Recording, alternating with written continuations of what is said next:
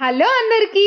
Non veg తిని తిని bore కొట్టినప్పుడు, కమ్మగా వెజ్ భోజనం చేయాలనుకున్నప్పుడు గుమ్మడికాయ పులుసు ట్రై చేయండి. నోటికి చాలా రుచిగా అనిపిస్తూ, విందు భోజనాన్ని కూడా తీసి పారేసేంత కమ్మగా ఉంటుంది. ఇదిగోండి, ఈ గుమ్మడికాయతో చాలా మంది పులుసు చేస్తారు. ఎంత రుచిగా ఉంటుందో మీరు తిన్నాకనే చెప్పాలి. నేను చిన్న సైజు గుమ్మడికాయ ఒకటి తీసుకున్నాను. దీన్ని పీల్ చేసేసి ముక్కలుగా కట్ చేసుకోవాలి. మధ్యలో ఉన్న విత్తనాలన్నీ తీసేసి నీట్‌గా వచ్చేస్తుంది కట్ చేస్తే. సో, ఇవన్నీ తీసేసుకొని మీడియం సైజ్ పీసెస్‌గా కట్ చేసుకోవాలి. చిన్నగా కట్ చేసుకుంటే తుక్కు తుక్కు అయిపోతాయి. అలా అని పెద్దగా కట్ చేసుకుంటే తొందరగా ఉడకదు. టైం పడుతుంది. సో, మీడియం సైజ్ ఈ సైజ్ పీసెస్ కట్ చేసుకుంటే సరిపోతుంది. ఇలా పీసెస్ కట్ చేసుకొని వాటర్‌లో వేసుకొని కొంచెం సాల్ట్ ఏసి పక్కకు పెట్టేసుకోండి. కలర్ చేంజ్ అవ్వకుండా ఉంటుంది. అందుకోసమని ఇలా. వాటర్‌లో సాల్ట్ వేసి పక్కకు పెట్టేసుకోండి. అలానే ఒక నిమ్మకాయ అంత సైజు చింతపండు కూడా వాటర్‌లో వేసి నానబెట్టి పక్కకు పెట్టేసుకోండి. అప్పటి వరకు అది నానుతుంది. ఇంకా ఒక 2 మీడియం సైజ్ ఆనియన్ తీసుకొని ముక్కలుగా కట్ చేసుకోండి. సన్నగా పొడవు ముక్కలు కాదండి. పెద్దగా కొంచెం పెద్ద పెద్ద ముక్కలే కట్ చేసుకోవాలి. ఇలా ఈ సైజ్ ముక్కలైతే సరిపోతుంది. పులుసు కదా! కొంచెం ముక్కలు ముక్కలుగా ఉంటేనే బావుంటుంది. ఇప్పుడు పాన్‌లో ఆయిల్ వేసుకొని అది వేడెక్కాక అందులో ఆవాలు, మినపప్పు, శనగపప్పు, ఇంకా ఒక స్పూన్ జీరా, అలానే 2 మిర్చి, కరివేపాకు, ఇంకా కొంచెము ఒక కప్పు మెంతాకు. చిన్న మెంతయితే ఇంకా చాలా బావుంటుంది. నేనైతే పెద్ద మెంతి ఒక కప్పు వేసుకున్నాను. అలానే కట్ చేసి పెట్టుకున్న ఆనియన్ కూడా వేసుకొని ఫ్రై అవ్వనివ్వాలి. బాగా గోల్డెన్ బ్రౌన్ రావద్దు. నార్మల్‌గా ట్రాన్స్‌పరెంట్ కలర్ వస్తే సరిపోతుంది. మెంతాకు, మునగాకు హెల్త్‌కి చాలా మంచిది. షుగర్ పేషెంట్స్‌కి చాలా చాలా మంచిది.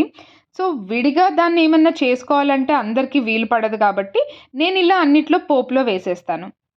ఇప్పుడు ఇందులో 4 వెల్లుల్లి రెమ్మలు దంచి, అలానే ఇంగువ ఇవి 2 కూడా వేసేసుకొని కలిపేసుకోండి. కలుపుకొని కొంచెం ఫ్రై అవ్వనివ్వండి.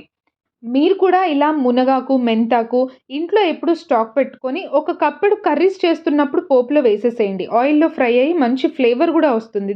అండ్ ఆరోగ్యానికి గూడా చాలా మంచిది. ఇప్పుడు ఇందులో ఒక స్పూన్ పసుపు వేసి కలిపేసుకొని, ఏవైతే కట్ చేసి వాటర్‌లో ఏసి పెట్టుకున్నామో ఆ గుమ్మడికాయ ముక్కలు గూడా వేసేసుకొని అన్నీ మంచిగా కలిసేలాగా కలిపేసేయండి. ఇది కడుపుకి, నోటికి రుచిగా అనిపించడమే కాదు, ఎన్నో హెల్త్ బెనిఫిట్స్ కూడా ఉన్నాయి దీంతో. ఇలా మూత పెట్టేసుకొని కొంచెం మగ్గనిచ్చి, ఇప్పుడు దీంట్లో సాల్ట్ వేసుకోండి. కొంచెం మగ్గిన తర్వాత మీ రుచికి తగ్గట్టు సాల్ట్ కూడా వేసుకొని, అలానే ఒక 2 టేబుల్ స్పూన్స్ కారం కూడా వేసి, బాగా కలిపేసి మూత పెట్టేసుకోండి. నార్మల్ మూతతోని క్లోజ్ పెట్టకుండా, ఇలా ప్లేట్ పెట్టి దాని మీద వాటర్ పోసి మూత పెట్టండి. ఇలా పెట్టడం వల్ల ఏ కర్రీస్ అయినా వెజిటబుల్‌లో ఉన్న వాటర్ అదే తీసుకొని అడుగంటకుండా మంచిగా తొందరగా కుక్ అవుతది. దీనికి కాంబినేషన్‌గా ముద్దపప్పు. నేను ఆయిల్‌లో పోపేసేసి, కొంచెం కరివేపాకు వేసి, నానబెట్టిన కందిపప్పు, అలానే వాటిల్లో కొంచెం కారం, ఉప్పు వేసేసి, వాటర్ పోసి ఒక 4 విజిల్స్ పెట్టేసాను. ఆ ముక్కలు మగ్గేలోపు ఈ పప్పు కూడా అయిపోతుంది. ఇది ఒక 4 విజిల్స్ పెట్టుకుంటే సరిపోతుంది. ఇప్పుడు ముక్కలు మగ్గినాయా ఒకసారి చూద్దాం. ఉప్పు, కారాలు మంచిగా ముక్కకు పట్టుకున్నాయి. కొంచెం వేగింది కూడా. ఇప్పుడు ఇందులో మనం ఆల్రెడీ నానబెట్టి పెట్టుకున్న చింతపండు ఉంది గదా! ఆ చింతపండు రసం వేసుకోవాలి. పులుపు ఎక్కువ తినేవాళ్ళు కొంచెం ఎక్కువ చింతపండు వేసుకోండి. నేనైతే ఒక నిమ్మకాయ సైజ్ వేసుకున్నా. అలానే ఒక చిన్న బెల్లం ముక్క. ఇది వేసింది కూడా మీకు తెలియదు. సో, కొంచెం చిన్న ముక్క వేసుకోండి సరిపోతుంది. ఇదిలా ఒక 5 మినిట్స్ మగ్గిన తర్వాత, ఇందులో కావాల్సినంత ముక్క మునిగేంత వరకు వాటర్ పోసేసి, అన్నీ బాగా కలుపుకొని, సాల్ట్ ఒకసారి సరిజూసుకోండి. సరిపోయిందో లేదో సరిచూసుకొని, మూత పెట్టేసి ఉడకనివ్వండి. మీడియం ఫ్లేమ్‌లో పెట్టి ఒక 15 మినిట్స్ అన్నా టైం పడుతుంది ముక్క ఉడకడానికి. ఇగోండి, ఒక 15 మినిట్స్‌కి నాకు ముక్క ఇలా ఉడికింది. హాఫ్ వరకు ముక్క ఉడికిపోయినట్టే. ఇంకొక 5 మినిట్స్ పెట్టుకుందాము. ఇలా సగం ఉడికిన తర్వాత పులుసులో పైనుంచి కరివేపాకు వేసుకోండి. ఇది చాలా మంచి ఫ్లేవర్ వస్తుంది. ఏ పులుసు అయినా, రసం అయినా, సాంబార్‌కైనా ఇలా మధ్యలో కరివేపాకు వేసుకుంటే ఆ ఫ్లేవర్ చాలా బావుంటుంది. సో, ఒకసారి కలుపుకొని మళ్ళీ మూత పెట్టేసి ఒక 10 మినిట్స్ ఉడకనివ్వండి. ముక్క ఆల్మోస్ట్ ఉడికిపోయి ఇలా ఆయిల్ పైన తేరుకున్న తర్వాత ముక్క ఉడికిందో లేదో కన్ఫర్మ్ చేసుకోవడానికి ఇలా ఒకసారి చెక్ చేసుకోండి. సో, ముక్క ఉడికిపోయింది కదా! ఇప్పుడు ఒక స్పూన్ శనగపిండి కానీ, బియ్యం పిండి కానీ వాటర్‌లో డైల్యూట్ చేసుకొని ఇలా మిక్స్ చేసేసుకోండి. అంటే ఇది పులుసు కొంచెం చిక్కబడడం కోసం ఇలా వేసుకుంటాము. ఎక్కువ అవసరం లేదు. ఒక్క స్పూన్ పౌడర్ సరిపోతుంది.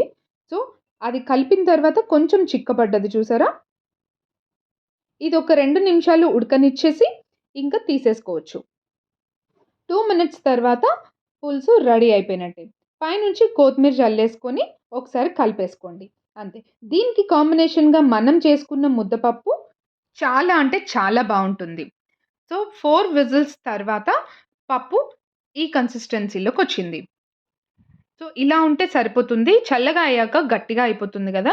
ఆ పులుసుకి కాంబినేషన్ కరెక్ట్‌గా, పర్ఫెక్ట్‌గా సెట్ అవుతుంది. సో, పులుసు ఇంకా సర్వ్ చేసుకోవడమే. గుమ్మడికాయ పులుసు, ముద్దపప్పు.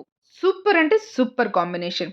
వేడి వేడి అన్నం మీద ఇవి వేసుకొని, అలానే కొంచెం నెయ్యి కూడా చల్లుకొని తింటుంటే ఆహా!